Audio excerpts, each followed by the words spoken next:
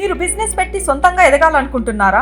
Never end గోలీ soda వారి ఫ్రాంచైజీని just 15.5 lakhs తో మీ సొంతం చేసుకోండి. త్వరపడండి. హలో నమస్తే, నేను జర్నలిస్ట్ శ్రీనివాస్. ఈరోజు న్యూస్ అనాలిసిస్లో ముందుగా ఈనాడు పేపర్లో వచ్చిన వార్తలు చూద్దాం. ఏపీ బ్రాండ్కు ఊపు వచ్చిందట, దావోస్లో అది స్పష్టంగా కనిపించిందట. వైకాపా హయాంలో అంతా విధ్వంసమే, అందుకే ప్రజలు ఎన్డీఏ పాలన కోరుకుంటున్నారు. 2047 నాటికి 305 లక్షల కోట్లకు రాష్ట్ర ఆర్థిక వ్యవస్థ అట. గణతంత్ర దినోత్సవంలో governor justice Abdul Nazeer governor గారు నిన్న రిపబ్లిక్ డే స్పీచ్ ఇచ్చారు. ఆ స్పీచ్లో ఆయన మాట్లాడింది ఒకటి, ఈనాడు పేపర్ హెడ్డింగ్ పెట్టింది ఒకటి. ఏపీ బ్రాండ్ ఇమేజ్ పెరిగిందట, మంచి ఊపు వచ్చిందట. ఎక్కడ? దావోస్లో స్పష్టంగా కనపడదట. మరి ఎవరికి కనపడలే? అది ఈనాడు పేపర్కి ఒక్కడికే కనపడదా, లేదా చంద్రబాబు నాయుడు గారు మీకు చెవులు వచ్చి చెప్పిందో తెలియదు. కానీ ఏపీ బ్రాండ్ ఇమేజ్ ఘోరంగా దెబ్బతిన్నది దావోస్లో అని స్పష్టంగా కనపడుతుంది అనేది బయట ప్రపంచంలో ఇక అందరు కళ్ళ ముందు కనపడుతుంది కదా. దాంట్లో ఇక తప్పే ఉంది, అందులో ఒప్పుకుంటూ పోయా. ఏపీ నుంచి 80 కోట్ల రూపాయలు టికెట్లు పెట్టుకొని, ఫెయిర్ పెట్టుకొని, ఖర్చు పెట్టుకొని పోయినాం. 80 రూపాయల పైసలు కూడా తేలేకపోయినాం అని చెప్పలేక ఈనాడు, ఆంధ్రజ్యోతి ఇలా స్పష్టంగా రాసినాయి. ఏమని? బ్రాండ్ ఇమేజ్ ఊపు మీద ఉందట. ఏడుంది ఊపు మీద? అది మళ్ళీ ఎట్లా? ఇప్పుడు దావోస్లో స్పష్టంగా కనిపించింది అంటున్నారు. ఆంధ్రప్రదేశ్లో కనపడదన్నా కాస్త అందం ఉండేదేమో. దావోస్లో ఆడికి పోయారు, టికెట్లకి దారి ఖర్చులు దండగాయని అనే జనాలు మొత్తుకుంటుంటే, లేదు మంచి ఊపు వచ్చింది, అది దావోస్లో స్పష్టంగా కనపడదన్న. దావోస్లో ఏం కనపడదు ఏంటంటే, ₹1 నిధులు రాలే. మొట్టమొదటిసారి చంద్రబాబు నాయుడు గారు 95లో ముఖ్యమంత్రి అయ్యాక నిన్న మళ్ళీ దావోస్లో పోయిన తర్వాత మొట్టమొదటిసారి చంద్రబాబు నాయుడు గారు ఉట్టి చేతులతో వచ్చిండు. ఆయన బ్రాండ్ మొత్తం పడిపోయింది. ఆయన బ్రాండ్ ఇమేజ్ మళ్ళీ ఏపీ మీద కూడా పడ్డది అనేది ఆర్థిక నిపుణులు మాట్లాడుకుంటున్నారు. మొట్టమొదటిసారి అట, ఫస్ట్ టైం ₹1 నిధులు లేకుండా, ఒక్క MOU లేకుండా ఎనికి రావటం. ఇక దాన్ని కవర్ చేయడానికి ఆంధ్రజ్యోతి, ఈనాడు పేపరు నానా రకాల తంటాలు పడుతున్నాయి. దావోస్ కంటే ముందే ఇన్ని లక్షల కోట్లు వచ్చినాయి, దావోస్ కంటే ముందే అన్ని లక్షల కోట్లు వచ్చినాయి. అసలు దావోస్ కంటే ముందు, దావోస్ తర్వాత ఏంది చెప్పండి? దావోస్ కంటే ముందు అందరు చూశారుగా జనాలు, ఎన్ని లక్షల కోట్లు వచ్చినాయి, ఏం కథ, ఎన్ని ఉద్యోగాలు వచ్చినాయి. దావోస్ పోయి వచ్చిన తర్వాత ఏముంది రిజల్టు? అది కదా కావాల్సింది, అది చెప్పట్లేదు. దావోస్కి ముందే అయినాయి. మరి ఎందుకు చెప్తున్నారు ఇట్లా? ఎందుకు? ఏ ప్రజల మోసం చేయదలుచుకున్నారు మీరు?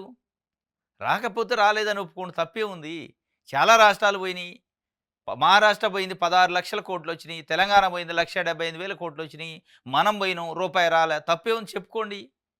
వాళ్ళకు వచ్చినాయి, మాకు రాలేదు, మనం నమ్మట్లేదు, మనం విధ్వంసం అని చెప్పినాం, రాష్ట్రం ఏం లేదు ఒట్టిపోయిందని చెప్పినాం, కాబట్టే మనకి రాలేదని చెప్పండి.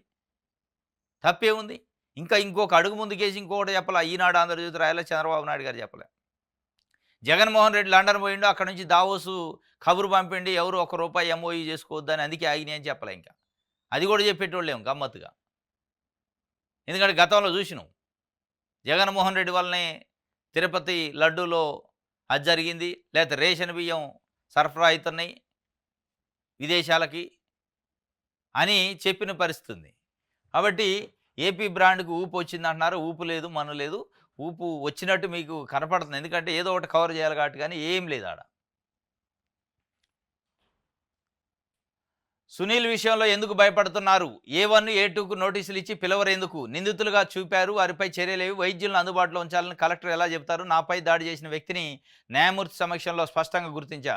తులసిబాబును పార్టీ దూరం పెడుతుందని భావిస్తున్నా. గుంటూరులో మీడియాతో డిప్యూటీ స్పీకర్ రఘురామకృష్ణరాజు చెప్తుండు. ఆయన ఒక యుద్ధం చేస్తాడు పాపం. జగన్మోహన్ రెడ్డి పరిపాలనా కాలంలో ఆయన వేధింపులకు గురి చేశారని 3 IPS ఆఫీసర్లపైన సునీల్ కుమారు, PSR ఆంజనేయులు, ఇట్లా 3 పోలీస్ ఆఫీసర్లపైన కంప్లైంట్ చేసిండు. వాళ్ళకి నోటీస్ ఇచ్చి వదిలేశారట. ఆయన బాధ వర్ణాతీతం పాపం. చంద్రబాబు నాయుడు గారికి చెప్తేనే ఈ చెవితోని ఈ చెవితోని వదిలిపెడతాడు, పట్టించుకోకపోగా ఆ అరెస్టు సమయంలో ఆయన చెస్ట్ పైన కూర్చొని కొట్టిండట ఒక అతను, తులసిబాబు అని. ఆయనే ఇవాళ గుడివాడలో తెలుగుదేశం పార్టీని గెలిపించిండు, వెనుగళ్ల రాముని ఎమ్మెల్యే చేసిండు అనేది అక్కడ తెలుగుదేశం పార్టీ క్యాడరు ఆ గెలిచిన ఎమ్మెల్యే. ఒక రకంగా షాడో ఎమ్మెల్యేగా పనిచేస్తానని నేనే చెప్తాను రఘురామకృష్ణరాజు. అరే, నా గుండెల మీదగా బాధి నుండి తీసుకొచ్చి తెలుగుదేశం పార్టీలో ఎట్ట పెట్టుకుంటారు? ఏంది మీ భయం? ఏం కథ అసలు? నోటీసులు ఇచ్చి వదిలేశారంటే మరి ఏం చేయాలి? చంద్రబాబు నాయుడు గారి కాడ నుంచి ఆదేశాలు లేవు, నువ్వేదో ఎక్కువ ఊహించుకుంటున్నావు అనేది వాళ్ళు అనుకుంటున్నారు. ఆయన దూరంగా పెట్టాలి పార్టీ అని భావిస్తున్నాడు, కానీ దూరంగా పెట్టడం కానీ ఇంకా దగ్గర తీసే అవకాశం ఉంది. ఇక నీది మళ్ళీ పాత కథ అయ్యేటట్టుంది. ఏది జగన్మోహన్ రెడ్డి దగ్గర ఎంపీ నరసాపురం ఎంపీగా ఉన్నప్పుడు రోజు పోయి వైసీపీ మీద కామెంట్లు, వైసీపీ మీద, జగన్మోహన్ రెడ్డి మీద ప్రెస్ మీట్లు పెట్టారు కదా. ఇవాళ మళ్ళీ చంద్రబాబు నాయుడు గారు మేము పెట్టాల్సిన పరిస్థితులు వస్తున్నట్టు అనిపిస్తుంది చూస్తుంటే. మీకు ఎందుకు భయం అవుతుంది? తులసిబాబుని దూరంగా పెట్టాలంటుండు. ఇది ఈనాడుకు సంబంధించి. నెక్స్ట్ ఆంధ్రజ్యోతి చూద్దాం. ఇక ఆంధ్రజ్యోతిలో ఇదే రాసింది. 7 నెలల్లో 6 లక్షల కోట్లు వచ్చినాయట. రాష్ట్రంలో పెట్టుబడులపై ప్రభుత్వం ఎవరైనా ఇచ్చింది? రాష్ట్రంలో పెట్టుబడులపై ప్రభుత్వాన్ని అసలు ఎవరు అడిగారు? ఎందుకు ఇవ్వాల్సి వచ్చింది? 7 నెలల్లో 6 లక్షల కోట్లు వచ్చినాయంటే దాదాపు ఒక్కొక్క నెలకి 80,000 కోట్ల రూపాయలు పెట్టుబడులు తీసుకొచ్చిండట చంద్రబాబు నాయుడు గారు. 4 లక్షల ఉద్యోగాలు కూడా వచ్చినాయట. ఇప్పుడు జనాలకు అర్థం కావట్లేదు 4 లక్షల ఉద్యోగాలు ఎవరికి వచ్చినాయి, ఈ 6 లక్షల కోట్లు ఎక్కడున్నాయి? ఈ 6 లక్షల కోట్లు చూసే చంద్రబాబు నాయుడు గారిని అత్యంత ధనికమైన ముఖ్యమంత్రిగా దేశంలో గుర్తించారా? ఏం అర్థం కాక జనాలు వాళ్ళ గిచ్చి చూసుకుంటున్నారు. ఈ 6 లక్షల కోట్ల కథ ఏంది, 4 లక్షల ఉద్యోగాలు ఎక్కడి అని. ఏంటిదంటే దానికి అర్థం పెట్టుబడులపై ఎవరైనా ఇచ్చినా దావోస్ పర్యటనకు ముందే క్యూ కట్టిన పెట్టుబడిదారులట. ప్రపంచ ఆర్థిక సంస్థలో మారుమోగిన బ్రాండ్ ఏపీ. మున్ముందు మరిన్ని రాక పారిశ్రామిక అనుబంధ సంస్థలు సైతం పుంజుకోవాలి. ప్రపంచ ఆర్థిక సదస్సులో మారుమోగిందట బ్రాండ్ ఏపీ. ఎక్కడ? దావోస్లో. ఇదే ఇదే వర్డు, ఇదే టైటిల్ ఈనాడులో కూడా ఉంది. ఈ రెండింటికి మరి ఎక్కడి నుంచి వద్దో స్క్రిప్ట్ తెలియదు, కానీ తెలుగుదేశం పార్టీ ఆఫీస్ నుంచి వద్దా, లోకేష్ గారి నుంచా, చంద్రబాబు నాయుడు గారి నుంచా తెలియదు. ఈ మూడింటిలో ఎక్కడి నుంచి అయితే వస్తుంది. అక్కడ కూడా ఏపీ బ్రాండ్ మాన్ చూపు మీద ఉండి దావోస్లో స్పష్టంగా కనపడదనే రాస్తే ఏనేమండు, ప్రపంచ ఆర్థిక సంస్థలో మారుమోగిందట బ్రాండ్ ఏపీ. ఏం మారుమోగింది? ఫోటోలు దిగటానికి, పాంప్లెట్లు పంచడానికి మారుమోగింది తప్ప ₹1 రాలే. పక్కనున్న రేవంత్ రెడ్డి గారు ముఖ్యమంత్రి, తెలంగాణ ముఖ్యమంత్రి, మొట్టమొదటిసారి ముఖ్యమంత్రి అయినా ఆయన కనీసం క్యాబినెట్లో కూడా మంత్రి చేయలేదు. 1,78,000 కోట్లు తెచ్చినవని వాళ్ళు చెప్తున్నారు. ₹1,00,000 కూడా తేలా చంద్రబాబు నాయుడు గారు. ఇంకా 80,000 కోట్లు దారి ఖర్చులు దండగైనాయి అని ప్రజలు అనుకుంటున్నారు ఏపీలో. ఇక దాన్ని కవర్ చేయడానికి నానా తంటాలు పడుతుంది ఏబిఎన్, ఆంధ్రజ్యోతి, టీవీ5, ఈటీవీ, ఈనాడు. ఆ తంటాలలో భాగమే ఇది. అసలు ఎవడు అడిగిండు మిమ్మల్ని? ఎవరైనా రాష్ట్రంలో పెట్టుబడుల పైన ప్రభుత్వం ఎవరైనా ఇచ్చిందట? ఎవరైనా ఎందుకు ఇవ్వాల్సి వచ్చింది తెలుసా? దావోస్ పోయిండు, దారి ఖర్చులు దండగైనాయి, ₹1 రాలే. చంద్రబాబు నాయుడు గారు ప్రాబల్యం తగ్గింది, ఫెయిల్ అవుతుండు. గతంలో తెచ్చిండు, దావోస్ పోయిండు, పెట్టుబడి తెచ్చిండు, రకరకాల విన్యాసాలు చేసిండు, రకరకాల ఇబ్బందులు పడ్డాడు, చేసిండు. కానీ ఈసారి ఆయన బ్రాండ్ పడిపోయింది. ఆయన బ్రాండ్ పడిపోయిందని జనంలోకి పోకుండా ఏం చేస్తున్నారు? ఏపీ బ్రాండ్ ఇమేజ్ పెరిగింది అంటున్నారు. ఏపీ బ్రాండ్ ఇమేజ్ కాదు, ఆయన బ్రాండ్ పడిపోయింది. దాన్ని కవర్ చేయడానికి నానా తంటాలు పడి దావోస్కి ముందే 7 లక్షల 6 లక్షల కోట్లు. ఎవడు అడిగింది నిన్ను దావోస్కి ముందు వచ్చి? దావోస్ తర్వాత ఏందో చెప్పండి. దావోస్ పోయి వచ్చి ఏం చెప్తుండే చెప్పండి. అది చంద్రబాబు నాయుడు గారు ప్రెస్ కాన్ఫరెన్స్ పెట్టి ఏం చెప్పిండు? దావోస్లో పెట్టుబడులకి ఎంఓయు అనేది ఒక పనికిరాని ముచ్చట అన్నాడు. ఒక పనికిరాని ముచ్చట, అది ఏం ఉండదాడా, ఏం కావాల్సిన అవసరం లేదు, జస్ట్ ఆడికి అందరూ వస్తారు, కలుస్తాం వస్తాం, ఎంఓయూలు జరగనంత మాత్రం కొంపలు మునిగేది ఏం లేదన్నాడు. ఇక దాన్ని కవర్ చేయడానికి దావోస్ పోయిండు, దారి ఖర్చులు దండగైతే అంటారని దావోస్కి ముందే 6 లక్షల కోట్లు వచ్చినాయి, దావోస్కి ముందే 4 లక్షల ఉద్యోగాలు వచ్చినాయి, దావోస్కి ముందే ఇంకోటి ఏదో వచ్చింది. ఏపీ బ్రాండ్ ఇమేజ్ అమాంతంగా పెరిగింది. అది దావోస్లో స్పష్టంగా కనపడది. అంటే ఈ జనాలు 5 కోట్ల మంది ఆంధ్రప్రదేశ్ ప్రజలు గిచ్చి చూసుకుంటున్నారు. ఏం పెరిగింది? ₹1 రాలేదు. 4 లక్షల ఉద్యోగాలు అంటే ఎక్కడున్నాయి? అసలు దావోస్ పొయ్యి వచ్చింది, రిజల్ట్ ఏందో చెప్పమంటే దావోస్కి ముందే వచ్చినాయి అని చెప్తారు ఏంది వీళ్ళని. వీళ్ళు మొత్తానికి ఒక కంకణం కట్టుకొని, అంటే ఒక పాంప్లెట్ లెక్క పనిచేస్తున్నాయి, పత్రిక లెక్క పనిచేయట్లే, పాంప్లెట్.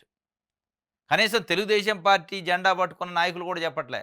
కొంత ఫెయిల్ అయ్యింది చంద్రబాబు నాయుడు గారు అని బయట ఆఫ్ ద రికార్డ్ మాట్లాడుకుంటున్నారు. ₹1 తేలేకపోయిండు, 80 కోట్లు దండగైనాయి అని. కానీ ఈయన ఒప్పుకోవట్లే పాపం. ఈయన బాడుగ పత్రిక అంటారు దీన్ని. ఇది మళ్ళీ ఈయన ఇంకోటి ఏదో యుద్ధం స్టార్ట్ చేసిండు, పనికిరాని యుద్ధం. ఏంది ఆ యుద్ధం అంటే, ఈ వార్తలు రాసేటోడు యుద్ధం చేస్తాడు ప్రజల కోసం, ప్రజల సమస్యల కోసం పోరాటం అట. అక్షరం అండగా, పరిష్కారమే ఎజెండాగా ఆంధ్రజ్యోతి అట. అక్షరం అండగా లేదు, పసుపు జెండా అండగా. అక్షరం అండగా ఉంటే ఇది రాయరు మీరు. 7 నెలల్లో 6 లక్షల కోట్లని ఎవరెవరిని ఇచ్చారు నీకు? ఎందుకు ఇవ్వాల్సి వచ్చింది? దావోస్ పోయి ఇచ్చిన తర్వాత దావోస్లో ఫెయిల్ అయింది అని రాయాల్సింది పోయి ఇది రాస్తే. ఇక నువ్వు అక్షరం అండగా పరిష్కారమే ఎజెండాగా ప్రజా సమస్యల పరిష్కారానికి ఆంధ్రజ్యోతి మహత్తర కార్యక్రమం. రేపు రాష్ట్ర వ్యాప్తంగా సదస్సులు, ప్రజల చెంతకి అధికారులు, ప్రజాప్రతినిధులు నేరుగా సమస్యలు విన్నవించే ఛాన్సు. పరిష్కారం అయ్యేదాకా ప్రజలకు అండగా. అక్షరమే ఆయుధంగా. అసలు మీకు అక్షరం ఎక్కడది, ఆయుధం ఎక్కడది? అసలు దీన్ని పేపర్గా ఎవడు గుర్తిస్తాడు అనేది పెద్ద సమస్య కాదు. ఇప్పుడు అది పెట్టండి పోలు.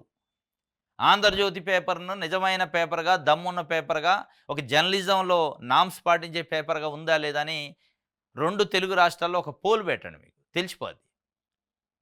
పోల్ పెడితే అసలు ఇది అక్షరమా, దీనికి వాల్యూస్ ఉన్నాయా అని తెలిసిపోద్ది. మీరు ఒక పాంప్లెట్ లెక్క వార్తలు రాసుకుంటూ మరి పరిష్కారం ఏజెండా అట, ప్రజా సమస్యల పరిష్కారానికి. ఇది ఎందుకు పెట్టిండో తెలుసా? ఇవాళ ఉన్న గవర్నమెంట్ ఎవరిది?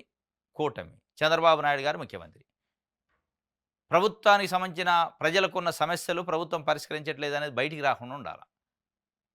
అంటే ఏమి లేదు, నేనే పరిష్కరిస్తానని చెప్పడానికి. సమస్యల గురించి రాయలేక నువ్వు అసలు సమస్యల గురించే వార్త ఇంతవరకు రాయవతి. బుడమేరు వరదలు వచ్చి నానా ఆగమాగమై కుటుంబాలు బజారున పడితే ఒక వార్త రాయలే. మీరు సమస్యల గురించి రాస్తారు.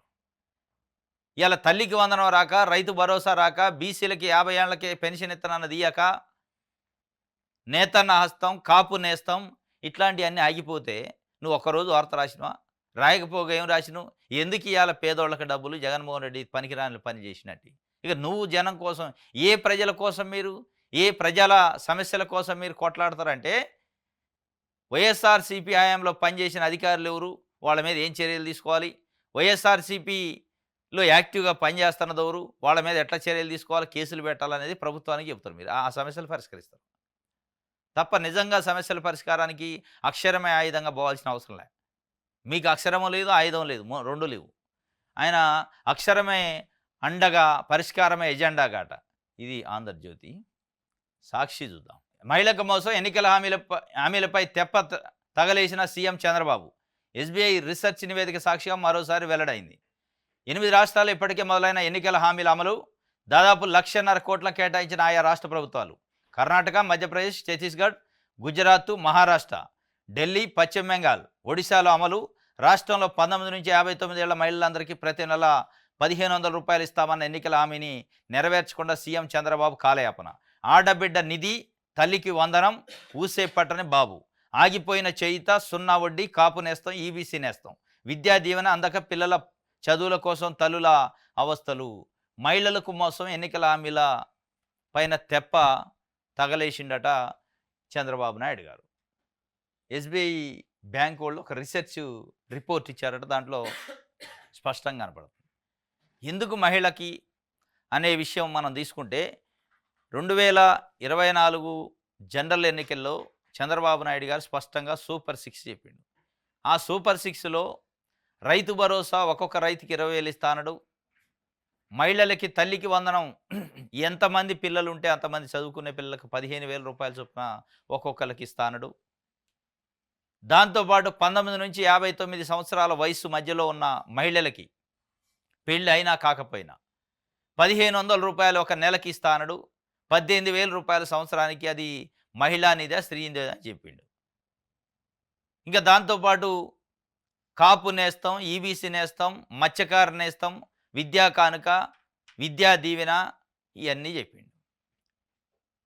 ఇవన్నీ చెప్తూ ఇంకోటి కూడా, గ్రామ వాలంటరీ వ్యవస్థ 2,60,000 మంది గ్రామ వాలంటీర్లు జగన్మోహన్ రెడ్డి నియమించిండు. నెలకు 5,000 మాత్రమే ఆయన ఇస్తాడు. నేను వస్తే 10,000 ఇస్తా, మిమ్మల్ని కడుపులో విడిచి చూసుకుంటా అన్నాడు. ఈ అన్ని హామీలను తొంగలో దొక్కిండు అనేది ఇలా తెలుస్తుంది మనకి. దీంట్లో ప్రధానంగా మహిళలు 1 కోటి మంది పైన మహిళలు ఉన్నారు. వాళ్ళని ఒక రకంగా లిటరల్గా మోసం చేసిండు. ఒకటి నెలకు 1,500, ఇంకొకటి తల్లికి వందనం. ఈ 2 విషయాల్లో వాళ్ళు ఎదురు చూస్తారు పాపం. వాళ్ళు ఎదురు చూపులు తప్ప కళ్ళు కాయలుగా అత్తనే తప్ప ఇటు నుంచి సమానం లేదు. తండ్రి కొడుకు కలిసి దావోస్ పోయేస్తారు, దావత్ చేసుకుంటారు, 80,000 కోట్లు తగలేస్తారు, కానీ వాళ్ళ గురించి మాట్లాడిన వాళ్ళు. దీని గురించి రాసే పేపర్లు కూడా లేవు. ఆంధ్రజ్యోతి కానీ, ఈనాడు కానీ ఇట్లాంటి పేపర్లు దాని గురించి కనీసం మాట మాత్రం రాయట్లే. మొత్తానికైతే తెప్ప తగలేసినట్టే తెలుస్తుంది. మహిళలకైతే మోసం చేసిండు. అది రీసెర్చ్, ఎస్బీఐ ఇచ్చిన రీసెర్చ్లో తెలిసింది. ఇది ఒక వార్త. అయితే అసలు సమస్య ముంపే ఉందట. రాజధాని అమరావతి ముంపు నివారణకు మరో 5 ఎత్తిపోతల పథకాలు కావాలట. ఉండవెల్లి వద్ద మరో 7,500 క్యూసెక్కుల ఎత్తిపోషల నిర్మాణం, నెక్కళ్ళు నుంచి పిచ్చుకలపాలెం వరకు తవ్వే గ్రావిటీ కెనాల్పై 4 తాత్కాలిక ఎత్తిపోతలు. ఈ పథకాల డిపిఆర్ తయారీకి టెండర్ నోటిఫికేషన్ జారీ చేసిందట ఏడీసీఎల్. మొత్తం అసలు సమస్య, అమరావతికి సమస్య వరద ముంపు ఉందనేది పెద్ద ఎత్తున వస్తుంది. శివరామకృష్ణన్ కమిషన్ అని చంద్రబాబు నాయుడు గారు 2014, 2019 మధ్యలో ముఖ్యమంత్రిగా ఉన్నప్పుడు రాజధాని ఎక్కడ పెట్టాలనే దానికోసం ఆయనతో ఒక కమిటీ చేశారు, కమిషన్. ఆ కమిషన్ రిపోర్ట్ ఏమిచ్చిందంటే అమరావతి పనికిరాదు, అమరావతికి వరద ముంపు ఉంది, అది ఫీజిబిలిటీ లేదు, పాజిబిలిటీ లేదని ఇచ్చింది. ఆ నివేదిక సాప కింద చుట్టి పక్కన పడేశారు. అసలు చంద్రబాబు నాయుడు గారి ఇంటెన్షన్ ఏంది, అమరావతిలో పెట్టాలనేది ఫిక్స్. డైరెక్ట్గా పెడితే బాగోదో, కమిషన్ వేసిన, కమిషన్ రిపోర్ట్ మేరకే పెట్టినా అనొచ్చు అని కమిషన్ వేసిండు. ఆ కమిషను ఆయన అనుకున్న దానికి వ్యతిరేకంగా రిపోర్ట్ ఇచ్చింది. ఆ కమిషన్ రిపోర్ట్ తొక్కిపట్టి అమరావతిలో పెట్టిండు.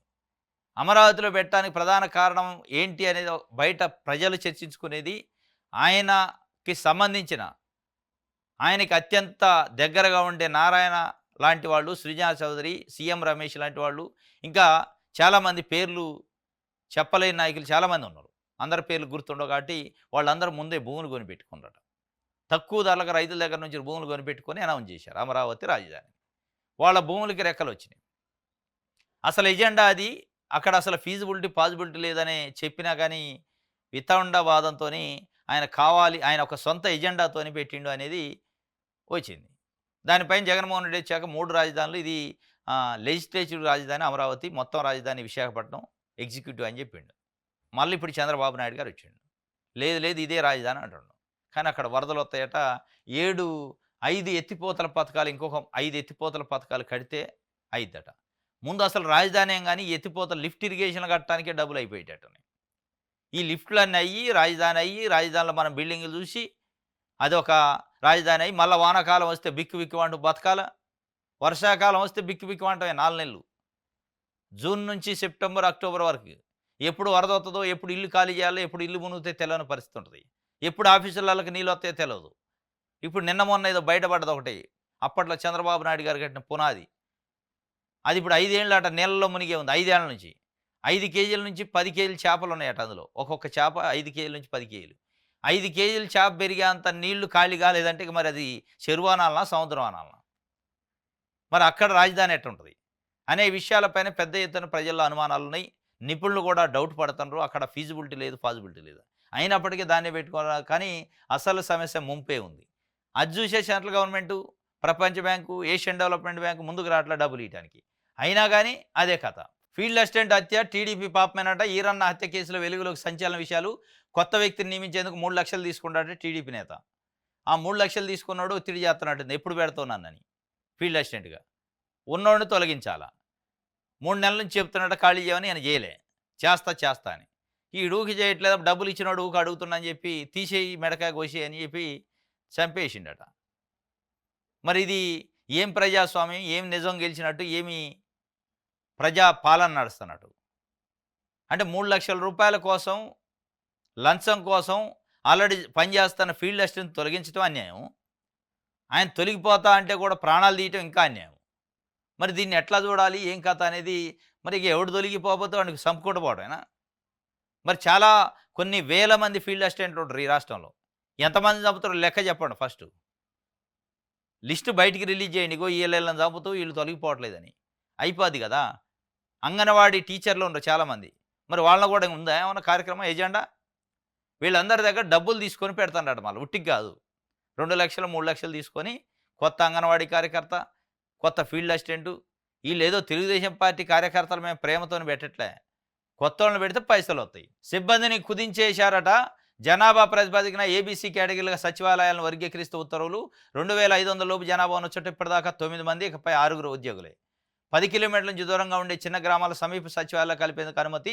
అవసరమైతే గిరిజన ప్రాంతాల కొత్త ఏర్పాటు. మిగిలిన సిబ్బంది అందులోకి. సచివాలయ సిబ్బందిని కుదించారు మొత్తానికి.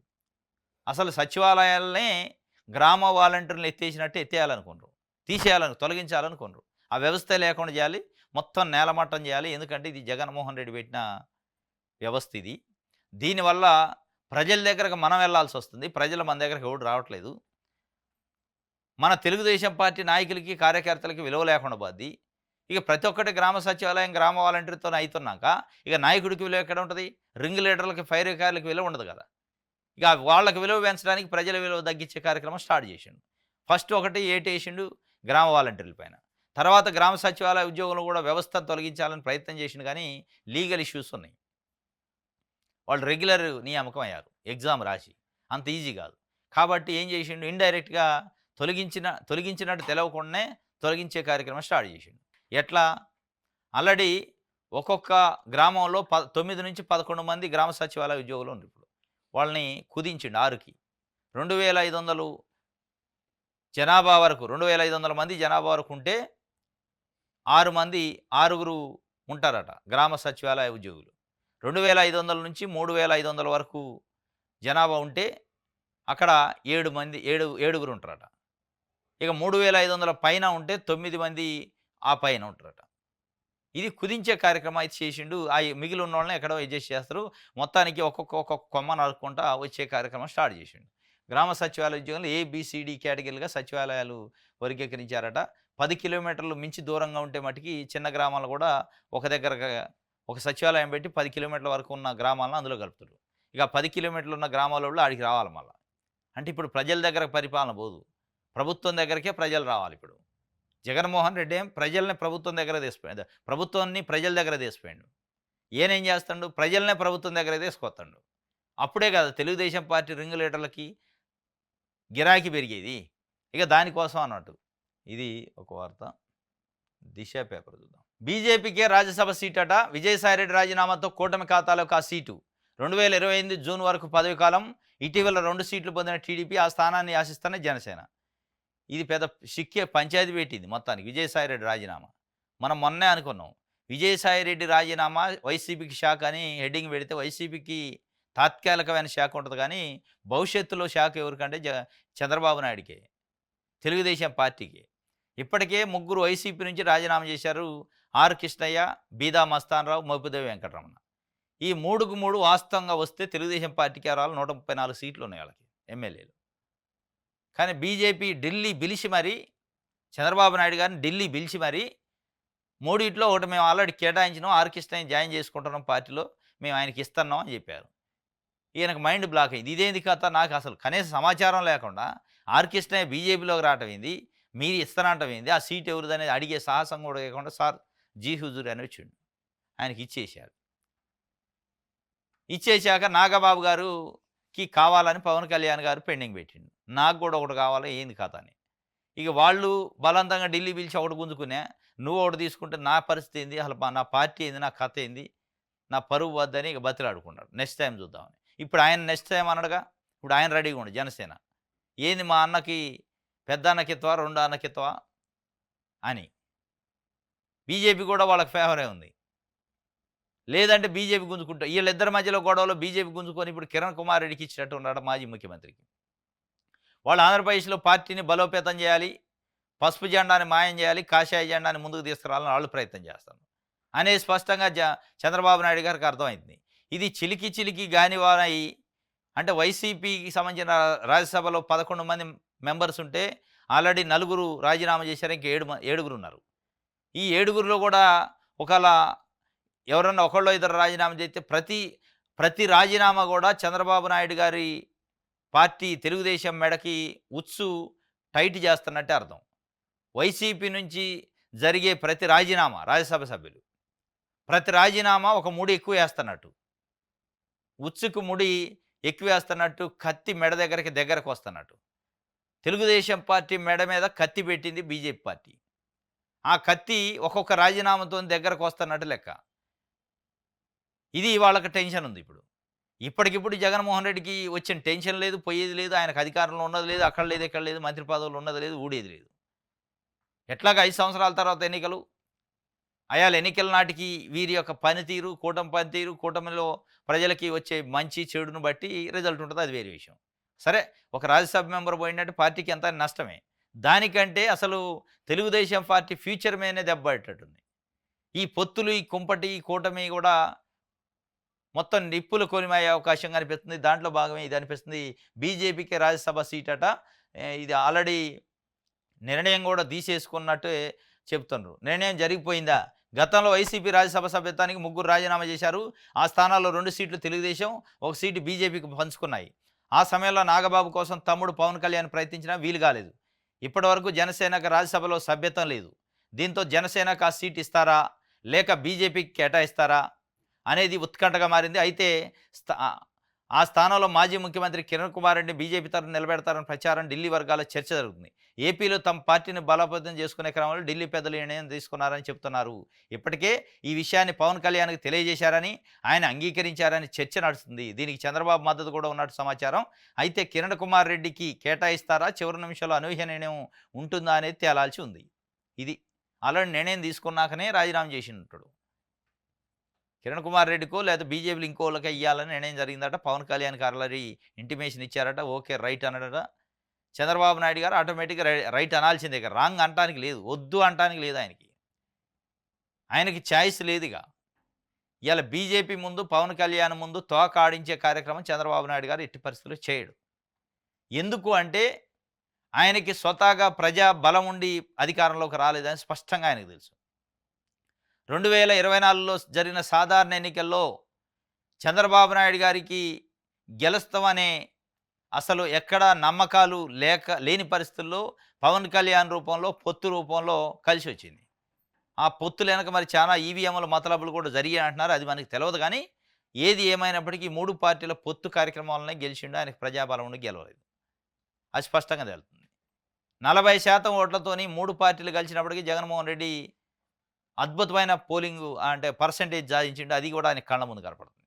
మనం ముగ్గురు కలిసి కేంద్ర ప్రభుత్వం సహాయ సహకారాలు పూర్తిగా ఎన్నికల సంఘంతో సహా ఉన్నప్పటికీ 40% ఓట్లు వచ్చినాయి అంటే అంత ఆషామాషి వ్యవహారం కాదు. మన ముగ్గురులో ఒక్కడ పోయినా ఆ 45 అయితే 55 తెలవదు. కాబట్టి ఆయనకు ఆ భయం ఉంది. ఇక ఆ భయానికి ఇలా నోరెత్తే పరిస్థితి లేదు. మొత్తం గుంజుకున్నా రేపు ఇంకా మంత్రివర్గ విస్తరణ చేసేట కొంతమంది మంత్రులు తొలగించి బీజేపీ వాళ్ళని ఒకళ్ళు తీసుకునే అవకాశం కూడా ఉందంటున్నారు. సత్యకుమార్ ఒక్కడే ఉండి ఇప్పుడు ఆయన కాక ఇంకొకళ్ళని కూడా బీజేపీ వాళ్ళని మంత్రివర్గంలో తీసుకుంటాడు. తెలుగుదేశం వాళ్ళని తొలగించి ఈయన కాదు, ఢిల్లీ నుంచి ఆదేశాలు. చంద్రబాబు నాయుడు గారికి అధిష్టానం ఎక్కడుందంటే ఢిల్లీలో ఉంది. అది పార్టీ రీజనల్ పార్టీ అయినప్పటికీ ఢిల్లీలో జాతీయ పార్టీకి ఉన్నట్టు ఆయనకి అధిష్టానం అక్కడ ఉంది. అక్కడి నుంచి ఆయనకి అనుమతి వస్తే తప్ప ఏం చేసే పరిస్థితి లేనట్టు కనపడుతుంది. రైట్. తెర ముందు బాబు ఉన్నాడట, తెర వెనక జగన్ ఉండట. మరి మీరేడున్నారు? వైఎస్ షర్మిల గారు పీసీసీ అధ్యక్షురాలు అంటుంది. తెర ముందేమో చంద్రబాబు నాయుడు గారు ఉండు, ఎవరికి? బీజేపీకి. పొత్తు కలిసి చంద్రబాబు నాయుడు గారు ఉండు, పొత్తు కలవకుండా జగన్మోహన్ రెడ్డి తెర వెనకుండి ఇద్దరు కూడా బీజేపీకి సన్నాయి నొక్కులు నొక్కుతున్నారు అంటుంది. మరి మీరేమి నొక్కుతున్నారు? మీరు ఆయన తెర ముందు, ఒక ఆయన తెర వెనకుంటే మీరు తెర పక్కన ఉన్నారా? ఏం చేస్తున్నారు మీరు? ఎన్డీఏ కూటమి ప్రభుత్వం ఆంధ్రప్రదేశ్లో ఉంది. ఒక్కరోజు అయినా ప్రభుత్వాన్ని విమర్శించిన దాఖలాలు ఉన్నాయా? ఫీజు రీయింబర్స్మెంట్ గురించి, మహిళలకు రావాల్సిన తల్లికి వందనం గురించి, బీసీలకు ఇస్తానన్న పెన్షన్ గురించి, సూపర్ 6 గురించి, రైతు భరోసా గురించి, కాపు నేస్తం గురించి, ఈబీసీ నేస్తం గురించి, మత్స్యకారులకు నేస్తం గురించి, విద్యా కానుక, విద్యా దీవెన, ఇట్లాంటి అనేక కార్యక్రమాలు ఉన్నాయి. ఒక్క దాని గురించి అయినా ఒక రోజైనా మాట్లాడారా? అంటే మాట్లాడింది లేదు. ఇవాళ తెర వెనక తెర ముందని చెప్తున్నాము. బీజేపీతో పొత్తులో టీడీపీ, వైసీపీ ఆ 2 పార్టీలు పార్టీలతో రాష్ట్రానికి అన్యాయం. రాజ్యాంగం అంటే బీజేపీకి లెక్కలేదు. కాంగ్రెస్తోనే దేశానికి మేలు జెండా ఎగరేసిన కాంగ్రెస్ చీఫ్ వైఎస్ షర్మిలారెడ్డి. తెర వెనక ముందు బాబు ఉండట, తెర వెనక జగన్ ఉండట. మరి వీళ్ళిద్దరిని ఆడుకోవచ్చు, కానీ ఆడుకోవట్లే. రైట్. ఏపీ రాజకీయ అవనికపై చెరగని ముద్ర యువగళం, చారిత్రాత్మక యువగళం పాదయాత్ర మొదలై నేటికి 2 ఏళ్ళు అయిందట.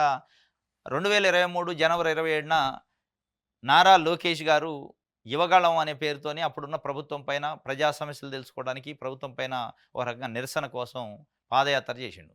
దాదాపు 97 నియోజకవర్గాల్లో 3000 కిలోమీటర్ల పైన పాదయాత్ర చేసిండు. ఆ 97 నియోజకవర్గాల్లో పాదయాత్ర ఎక్కడైతే ఏం చేసిండో దాంట్లో 90 నియోజకవర్గాలు కూటమే గెలిచింది. 7 నియోజకవర్గాల్లోనే ఓటమి పాలయ్యారు. ఆయన చేసిన యువగళం పాదయాత్రతోని ప్రజల సమస్యలు, ప్రజలు ఎదుర్కొంటున్న ఇబ్బందులు, ప్రభుత్వం పనితీరు, ప్రజలు ఏమనుకుంటున్నారనే విషయాలను తెలుసుకున్నాడు. దాన్ని బట్టి ఇవాళ పరిపాలన చేస్తాననేది వాళ్ళు చెప్పుకుంటున్నారు. దానికి సంబంధించి 2 ఏళ్ళు పూర్తయిందట. 2023 జనవరి 27న స్టార్ట్ అయిన పాదయాత్ర అది. మళ్ళీ ఇయాల జనవరి 27 కాబట్టి 2 ఇయర్స్ పూర్తయింది. అది చెరగని ముద్ర ఏపీ రాజకీయానికిపై అని ఒక వార్తని ఏశారు. 3132 కిలోమీటర్ల పాదయాత్ర చేసినాడు 97 నియోజకవర్గాల్లో. నానక భారతరత్న ఇవ్వాలి పద్మ భూషణ్ రావడంపై తొలిసారి స్పందించిన నందమూరి బాలకృష్ణ. నానక భారతరత్న ఇవ్వాలని ఇప్పటి నుంచి కాదు, చాలా రోజుల నుంచి అంటున్నారు. అది రావటంలే, కానీ మీకు వచ్చింది. ఏంది నేనకున్న మతలబు? అసలు మీరు తిరస్కరించాలి. వాస్తవంగా ఏందో తెలుసా? నిజంగానే మీకు నాన్నకి భారతరత్న రావాలని ఉంటే మీకు వచ్చిన అవార్డుని నాకు వద్దు, ఇది మా నాన్నకు వచ్చాకనే నేను తీసుకుంటా, ఆయన కంటే నేను ముఖ్యుడిని కాదు, ఆయన లేనిది మేము లేము అని మీరు కానీ చంద్రబాబు నాయుడు గారు కానీ మీ కుటుంబ సభ్యులు పురంధరేశ్వరి గారు అనాల. ఎందుకు రాట్లా నాన్నకి భారతరత్న? ఇప్పుడు బీజేపీ రాష్ట్ర అధ్యక్షురాలు మీ అక్కనే. కూటమిలో చంద్రబాబు నాయుడు గారు లేనిది కూటమి లేదు, ఎన్డీఏ కూటమి. చంద్రబాబు నాయుడు గారు గతంలోనే అబ్దుల్ కలాం లాంటి వ్యక్తిని రాష్ట్రపతినే చేసిండు వాజ్పేయి గారి హయాంలో. మరి రాష్ట్రపతినే, ఒక వ్యక్తినే రాష్ట్రపతి చేయగలిగిన వ్యక్తి భారతరత్న ఇప్పించుకోలేడా వాళ్ళ మామకి? ఎన్టీ రామారావు గారికి ఇప్పించలే. ఇవాళ కూడా మళ్ళా ఇవాళ మోడీ వేసుకున్న 4 కాళ్ళ కుర్చీలో ఒక కాలు చంద్రబాబు నాయుడు గారిది. అయినప్పటికీ ఇవాళ ఇప్పించలేడా? ఎన్టీ రామారావు గారు కూతురే ఇవాళ బీజేపీ రాష్ట్ర అధ్యక్షురాలు, ఆమె ఎంపీ, ఆమె మాట చెల్లుబాటు అవుతుంది. ఎందుకు రావట్లే మరి? బాలకృష్ణ గారికి వచ్చితే అంటే బాలకృష్ణ గారు ఎక్కువ, ఎన్టీ రామారావు గారు ఎక్కువ?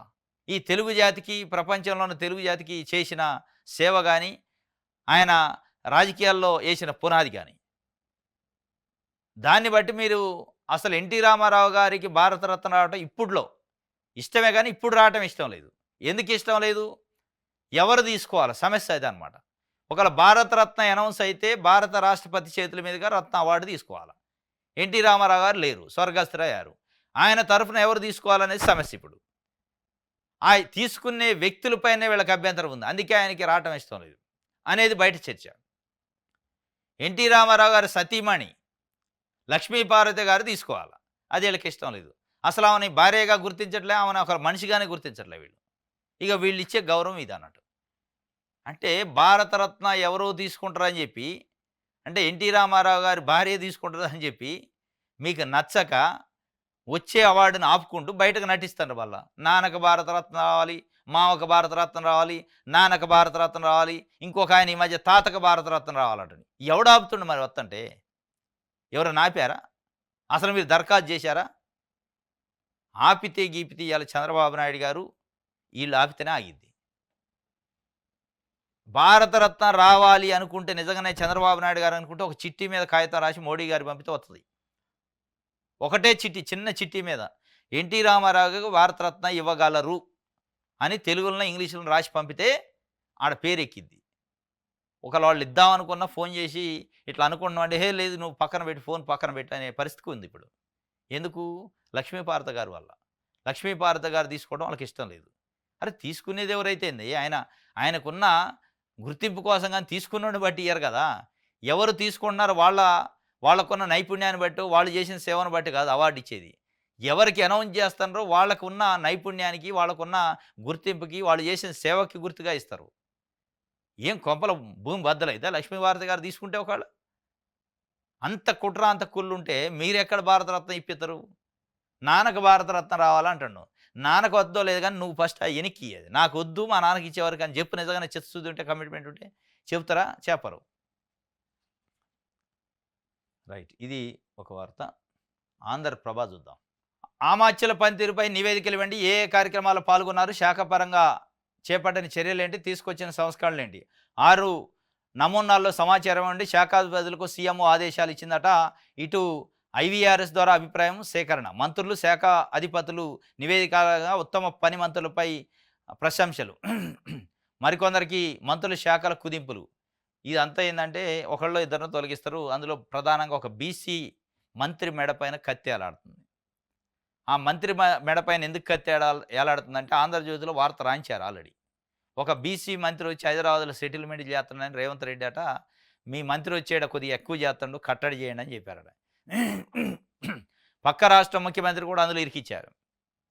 అంటే అక్కడ మంత్రిని తొలగించడానికి ఇక్కడ ముఖ్యమంత్రిని వాడుకుంటున్నారు. ఇక్కడ ఉన్న ముఖ్యమంత్రి చెప్పినట్టు ఆయన నివేదిక ఇచ్చినట్టు ఆయన తొలగిస్తారు రేపు. తొలగించి అక్కడ నాగబాబు గారినో లేదా బీజేపీ నుంచి ఒకళ్ళనో పెట్టాల. ఇక దానికోసం ఈ తతంగం అంతా నివేదిక లేదు, మను లేదు. నిజంగానే నివేదిక ఉంటే ఎక్కడి నుంచి రావాలా? చంద్రబాబు నాయుడు గారి కాడ నుంచి రావాలి. నిజంగానే నివేదిక ఉంటే టీటీడీ నిర్లక్ష్యం వల్ల చైర్మన్, ఏఈఓ నిర్లక్ష్యం వల్ల 6 చనిపోయారు, మృతి చెందారు. వాళ్ళ కుటుంబాలు ఘోష కాదు. అక్కడ రావాలా? వాళ్ళపైన నివేదిక తీసుకోండి. వాళ్ళ పనితీరింది, వాళ్ళ కథ ఏంది. చంద్రబాబు నాయుడు గారి ముందే ఇద్దరు కొట్టుకునే కాడికి వచ్చింది. వాళ్ళపైన నివేదిక లేదు, వాళ్ళపైన చిన్న చర్య లేదు.